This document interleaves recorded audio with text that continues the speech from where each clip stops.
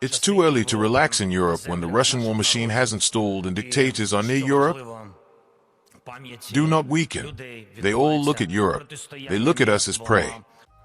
Negotiations aimed at ending the long and devastating Russia-Ukraine war continue behind closed doors. But so far, no concrete peace agreement has been finalized or signed by either side.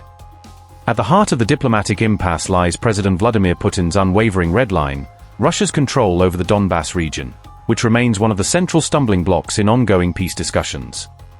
One of the key proposals under review during the Russia-Ukraine-US Trilateral talks was the establishment of a demilitarized zone across parts of the contested Donbass region.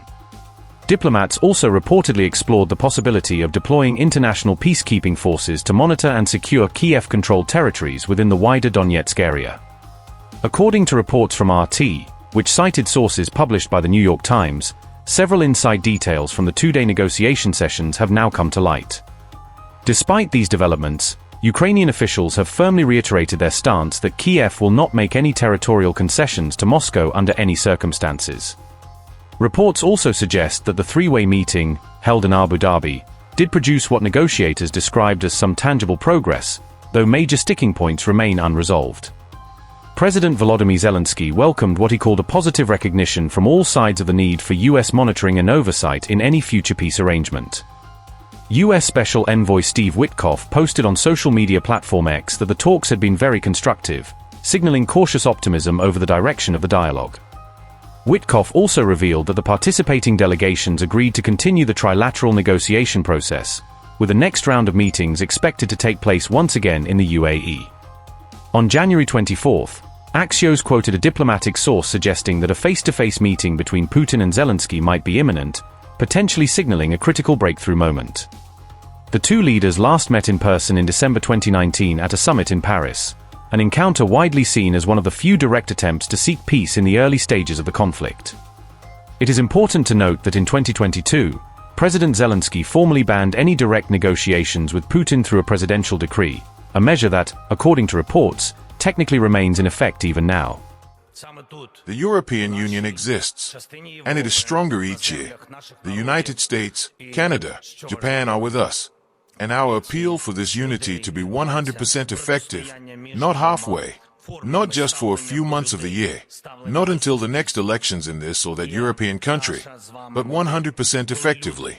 Not as much as we don't mind, not as much as we can, but as much as will work, so that there will simply be no more threats to Europe and each of our nations.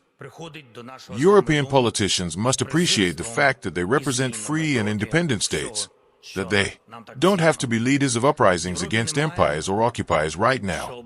It's too early to relax in Europe when the Russian war machine hasn't stalled and dictators near Europe. Do not weaken. They all look at Europe.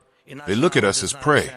Europe deserves to be strong, to be free, and our slogan together is for our freedom and yours.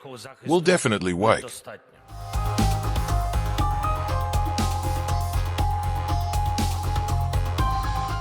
Russia has demanded that Ukrainian forces pull back from portions of the territories Moscow has unilaterally annexed during the war, claiming those areas as part of Russia's sovereign domain.